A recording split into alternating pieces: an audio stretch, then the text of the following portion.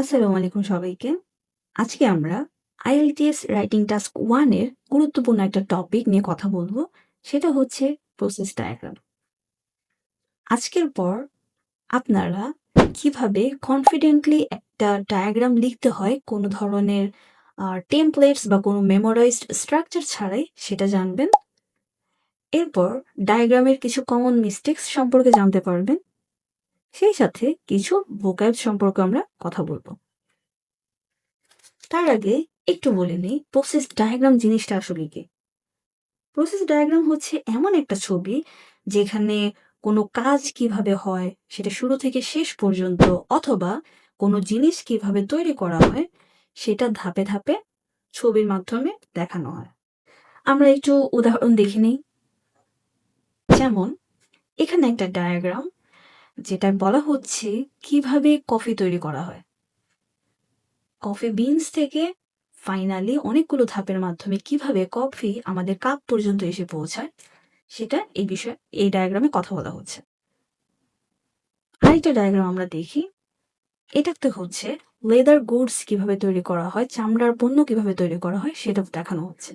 যে animal skin থেকে বিভিন্ন ধাপের মাধ্যমে শেষ পর্যন্ত কিভাবে যে আমরা যে চামড়ার অনেক জিনিসপত্র ব্যবহার করি সেগুলো তৈরি করা হয়।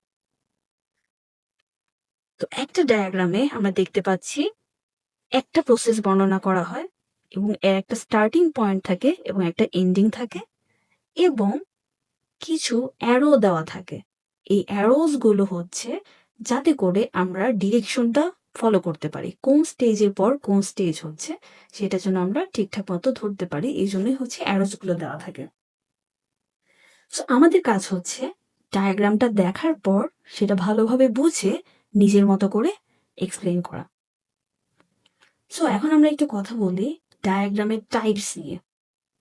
ডায়াগ্রাম সাধারণত দুই ধরনের প্রসেস নিয়ে হয়। একটা হচ্ছে ম্যানমেড, এটাকে আর্টিফিশিয়াল প্রসেসও বলা হয়। এগুলো হচ্ছে মানুষজন কলকারখানায় বিভিন্ন জিনিসপত্র উৎপাদন করে বা এগুলোর পেছনে মানুষের হাত থাকে।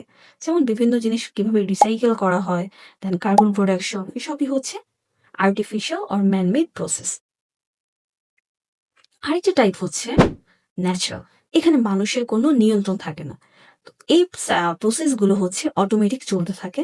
যেমন ওয়াটার সাইকেল, লাইফ সাইকেলস যেগুলো আছে এগুলো হচ্ছে ন্যাচারাল প্রসেস। এছাড়া আরো দুটো টাইপ আছে ডায়াগ্রামে, সেটা হচ্ছে সাইক্লিক, আরেকটা হচ্ছে লিনিয়ার, অলসো নোন অ্যাজ নন সাইক্লিক। তো আমরা ছোট্ট একটা টেস্ট নেই, 5 সেকেন্ড, জাস্ট 5 সেকেন্ড চিন্তা করে আপনারা বলুন এখানে কোনটা লিনিয়ার অ্যান্ড কোনটা সাইক্লিক।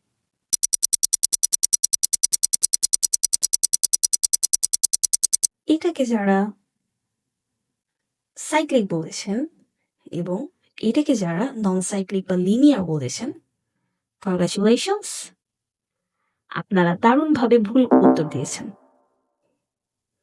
তার কারণ হচ্ছে এটাকে যদি আমরা একটু দেখি, আমাদের ফার্স্ট ওয়ান, আমাদের স্টার্টিং স্টেজ ছিল এ থেকে দেন হচ্ছে বি থেকে সিতে যাচ্ছে, সি থেকে নেক্সট স্টেজ হচ্ছে ডিতে যাচ্ছে, ডি থেকে ইতে যাচ্ছে। বাট আমাদের এন্ড হচ্ছে ই থেকে কখনোই রিপিট করে আবার তার স্টার্টিং পয়েন্টে ফিরে যাচ্ছে না।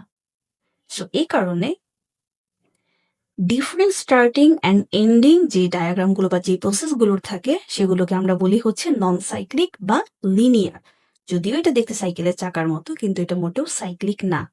অ্যান্ড দ্য নেক্সট ওয়ান, এর স্টার্টিং পয়েন্ট ছিল এ থেকে বিতে যাচ্ছে, বি থেকে সি তৈরি হচ্ছে, সি থেকে ডি, দেন ই, কিন্তু ইতে সে স্টপ হয়ে যাচ্ছে না। ই তৈরি করার পর সেম স্টেজটাই আবার হচ্ছে এতে ফিরে যাচ্ছে। দ্যাটস ওয়াই যে প্রসেসগুলোর স্টার্টিং অ্যান্ড এন্ডিং পয়েন্টটা সেম হয় অথবা রিপিট করে সেগুলোকে আমরা বলি হচ্ছে সাইক্লিক প্রসেস। এখন হচ্ছে ডায়াগ্রামের বেসিক স্ট্রাকচার নিয়ে একটা কথা বলি। ডায়াগ্রাম 4টা প্যারাগ্রাফে লিখতে হয়। টাস্ক 1 আমাদের সবগুলোই টপিক হচ্ছে 4টা প্যারাগ্রাফে লিখতে হয়। সো ডায়াগ্রামও সেরকম। সে 4টা প্যারাগ্রাফ কি কি? যেগুলো হচ্ছে ইন্ট্রোডাকশন, দেন হচ্ছে আমাদের ওভারভিউ, দেন পরে প্যারাগ্রাফ 1 অ্যান্ড 2। সো আমাদের এই 4টা প্যারাগ্রাফ লিখতে হয় 20 মিনিট। 20 মিনিট সময় থাকে 4টা প্যারাগ্রাফ লেখার জন্য এবং আমাদের লিখতে হয় কমপক্ষে 150টা ওয়ার্ড। 20 মিনিটে 150টা ওয়ার্ড অন্তত। So, আমরা আজকে যে ডায়াগ্রাম করব, আমরা ডায়াগ্রামে ইন্ট্রোডাকশন জাস্ট একটা সেন্টেন্সে লিখব। অ্যান্ড ওভারভিউতে আমরা 2 থেকে 3টা সেন্টেন্স লিখব। বডি প্যারাগ্রাফে আমরা 3 থেকে 4টা সেন্টেন্স লিখব এবং বডি প্যারাগ্রাফ 2তেও আমরা 3 থেকে 4টা সেন্টেন্সই লিখব। সো এতদিন আমরা জানতাম টাস্ক 1-এ 20 মিনিটে 150 ওয়ার্ড লিখতে হয় অন্তত পক্ষে। তো আজকে থেকে আমরা সেটা আর ভাববো না। আমাদের মাইন্ডসেট হবে এরকম, 20 মিনিটে আমি জাস্ট 10টা সেন্টেন্স লিখব।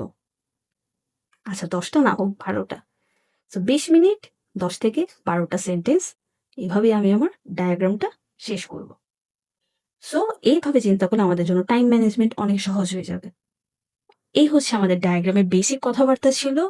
পরের ভিডিওতে আমরা শুরু করে দেব আমাদের ডায়াগ্রামের সবগুলো প্যারাই কিভাবে লিখতে হয় সেই বিষয়ে।